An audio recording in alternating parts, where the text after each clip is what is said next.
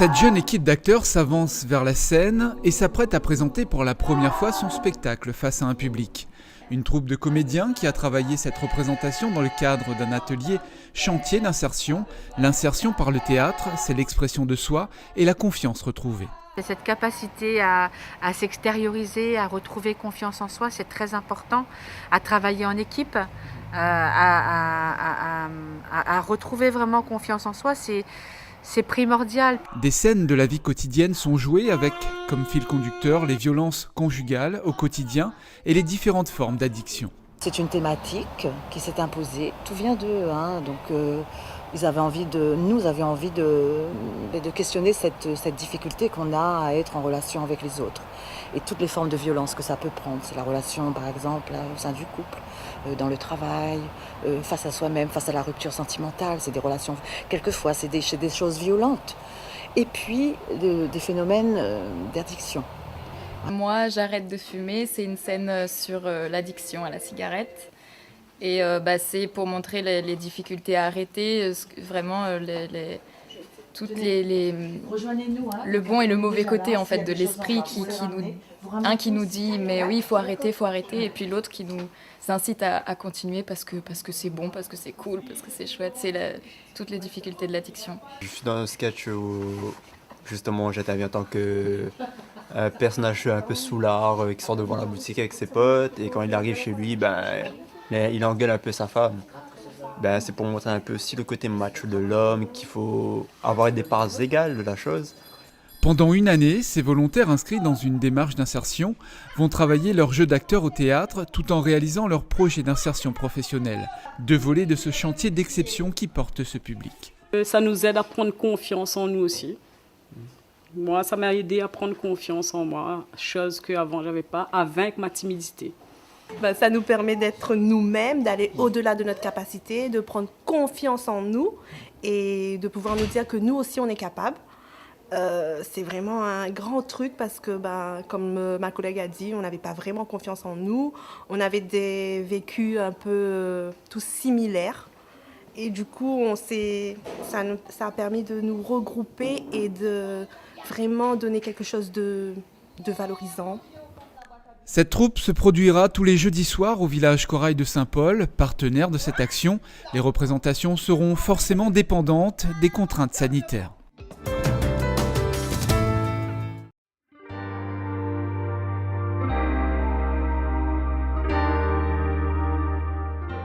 Le cirque de Mafate. Au cœur de ces montagnes se trouvent les habitations les plus isolées de la Réunion. Accessibles uniquement à pied ou par hélicoptère, quelques 320 familles se sont installées sur ces îlettes escarpées. La plupart des habitations sont équipées de panneaux photovoltaïques vieux de plus de 20 ans. En fin de vie et sans suivi d'exploitation, la vétusté de ces installations favorise le développement de la précarité énergétique. En 2017, le département de la Réunion accompagne dans sa politique d'aménagement des hauts et pour l'égalité des territoires un grand programme d'électrification sur Mafate. Des installations de production d'énergie autonome, 100% solaire, sont déployées sur les îlettes. L'objectif du programme d'électrification, c'est d'évacuer les anciens générateurs, les vieux panneaux, les vieilles batteries, les mettre en filière de recyclage et de réaliser des nouveaux ouvrages avec les dernières technologies photovoltaïques, dernières technologies de stockage et de dimensionner en fait la taille des installations, le nombre de panneaux aux besoins réels aujourd'hui des familles, voire même de demander aux familles de se projeter un petit peu dans l'avenir pour avoir plus de confort. Ici à Roche-Plate, 23 familles seront équipées de nouveaux panneaux photovoltaïques. Des études de dimensionnement des équipements et des besoins électriques sont menées auprès des Mafatais. Actuellement, il a un réfrigérateur mais qui ne peut pas brancher parce que l'installation n'est pas suffisante. Du coup, après, il a une télévision, un congélateur. Et là, ce qu'il pourra, lui, par la suite, en fonction de ses besoins, il pourra mettre 2 congélateurs, un réfrigérateur, une machine à laver aussi, et aussi sur l'éclairage. Pour nous, c'est très intéressant. Oui, là, comme qui dit, on manque un peu d'électricité vraiment. 2 modèles d'installation photovoltaïque sont retenus. Des centrales individuelles pour les habitations les plus isolées et des micro-réseaux comme celui-ci pour desservir un ensemble d'habitations proches afin de mutualiser les installations. Il nous a semblé plus pertinent de réaliser une seule grosse centrale mutualisée pour l'ensemble du village avec un micro-réseau de distribution d'électricité enfoui sous les sentiers pour aller alimenter via un point de livraison chaque famille. Pour garantir une complète autonomie énergétique des îlettes, le remplacement des équipements électriques domestiques énergivores par des appareils plus performants est indispensable. Le coût total de remplacement de ces réfrigérateurs, congélateurs ou lave-linge est estimé à près de 300 000 € avec une subvention de plus de 100 000 € pourvue par le département. 20 millions d'euros seront investis pour que Mafat dispose d'une énergie propre et durable. Gérés par le service public de l'électricité, ces réseaux photovoltaïques sont des innovations techniques et sociales en sites isolés dans les territoires d'outre-mer.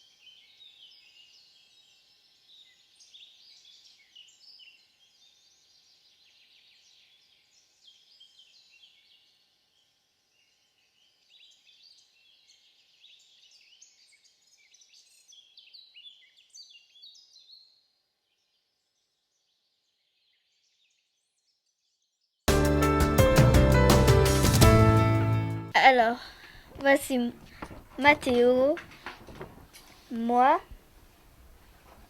Louane, Lucas, Emmaël, Messane, Caïs. 7 personnages qui sont les héros d'une bande dessinée et les avatars de ces 7 jeunes illustrateurs en herbe. Ce groupe d'enfants, accompagné par la maison départementale de Sainte-Marie, réalise une bande dessinée, un projet visant à développer la création, l'estime de soi et les formes d'expression culturelle. En train de créer un livre qui s'appelle La sorcière cacahuète. D'accord, et ça raconte quoi? C'est quoi l'histoire? Ça raconte des enfants au début qui sont en train de se chamailler. Et après, à un moment donné, la maîtresse est fatiguée. Et après... Il y a une sorcière, c'est ça? Oui. Et qu'est-ce qu'elle fait, la sorcière? Elle jette un sort. Elle jette un sort. Moi, ce que je veux dire, c'est que j'aime bien faire le livre parce qu'on est ensemble. Et je veux qu'on fasse un livre, comme ça sera super. Il faudra une année de travail pour l'écriture et la réalisation de ces esquisses pour raconter leur histoire. Un projet qui se dessine après la mise en place d'un atelier d'expression autour des émotions. Ce groupe s'est alors constitué et soutenu par leurs parents.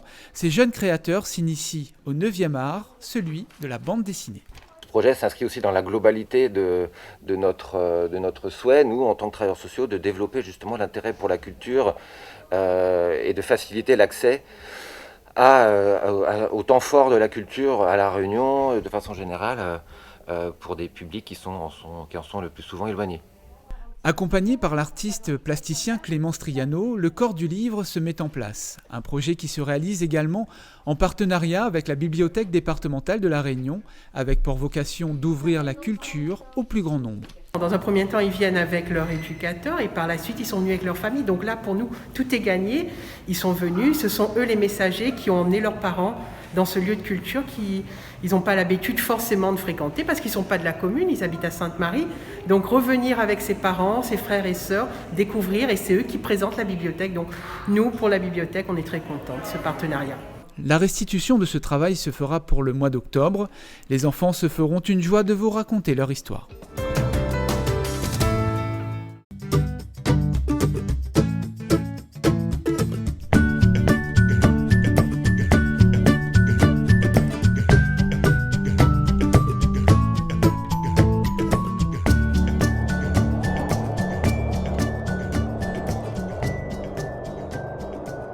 Le plantain est une herbe sauvage, originaire d'Europe, et qui se retrouve aujourd'hui aux 4 coins du monde. À La Réunion, il existe le gros plantain, reconnaissable par ses larges feuilles, et le petit plantain, au feuillage plus allongé.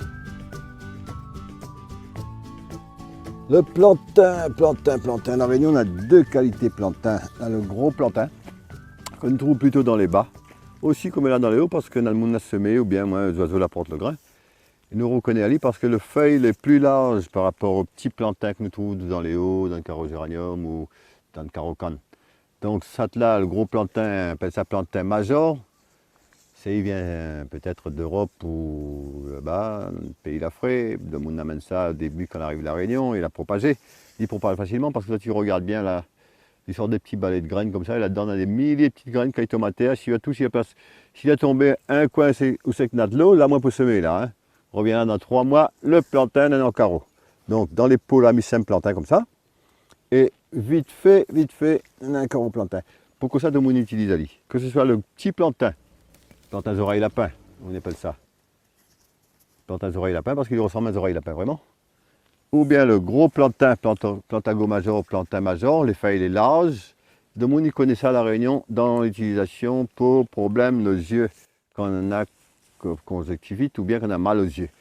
Donc le plantain est facile à utiliser, facile à trouver un peu partout où c'est que n'a pas trop encore exterminé à coup de désherbant. Donc le plantain, il peut être bon par exemple là où on a un problème de yeux, mal aux yeux, ou perce à lit, crase à lit, mettre dessus comme ça, c'est ma façon de faire. Le jus de plantain là, si vous mettez dans les yeux, impeccable pour certains problèmes de yeux. Il lave les yeux avec quand les yeux ont des problèmes. Il peut aussi boire le plantain en même temps qu'on lave les yeux pour l'action un peu plus rapide. Le plantain est connu aussi pour les problèmes de peau, pour les cicatrisations. Donc on fait pique à aucun insecte par exemple, on prend plantain, on le crase dessus, efficace. On l'a fait ou la blesser, ou prend plantain, ou mixe à lit, ou fait une petite pâte de plantain, ou mettre dessus, il y aide pour cicatriser. Le plantain est connu aussi pour l'eczéma, il est bon pour tout ce qui est maladie de peau. Donc c'est une petite plante qui est très très très chère, moi particulièrement parce qu'il y a beaucoup guérir moins de quelque chose que m'a enduré pendant 15 ans une certaine allergie. Donc le plantain il aide aussi en cas d'allergie. Le plantain est bon aussi pour les diarrhées, les racines, les feuilles, tout est bon pour le diarrhée. Le plantain est bon aussi, il fait arrêter les diarrhées et en même temps les graines de plantain, quand le monde est constipé, vous mettez tremper les graines, les gonfler ou avaler. Et là, après il faut voir la dose, ça peut avoir une tonne de graines de plantain, mais un petit peu de graines de plantain, cuillère à café de graines de plantain dans un verre d'eau, laissez un peu dedans, et les gonfle, donc il y a d'eau pour bien aller là où il faut. Donc tout est bon dans le plantain.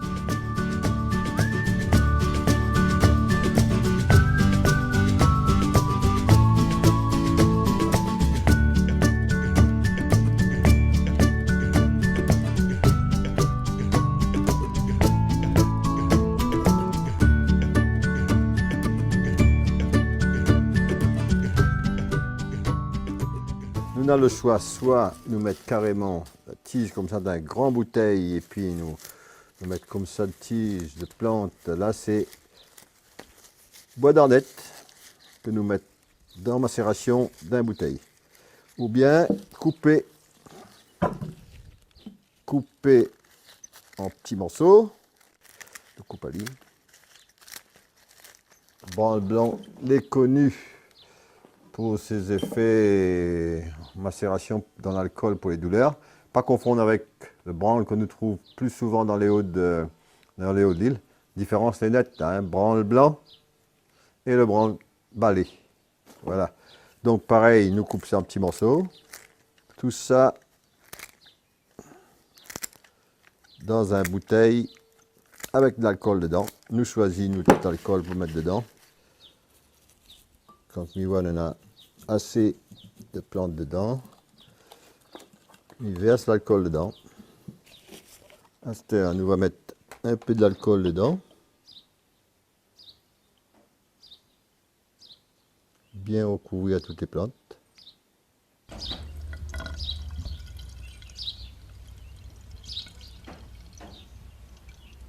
Après, boucher, laisse aller côté d'un coin où c'est qui fait chaud, ça au soleil, et puis nous retourne à lit tous les jours un petit peu pendant 15 jours. Et dans 15 jours, il est bon pour frotter, pour douleur.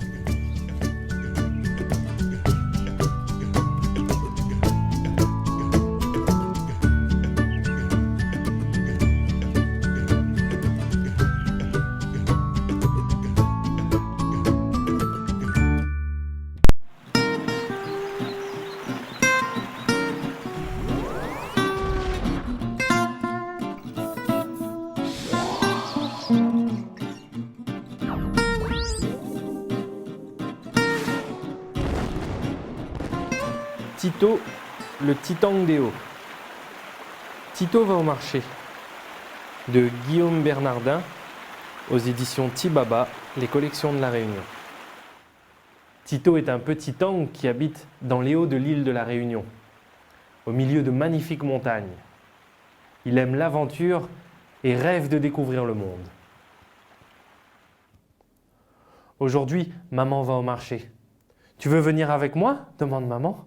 « Oh oui !» répond Tito. Il y a beaucoup de monde. « Surtout, ne lâche pas ma main !» dit maman. « Il ne faut pas se perdre. »« C'est vous qui cultivez vos légumes ?» demande Tito. « Oui, et en plus, je ne mets aucun produit.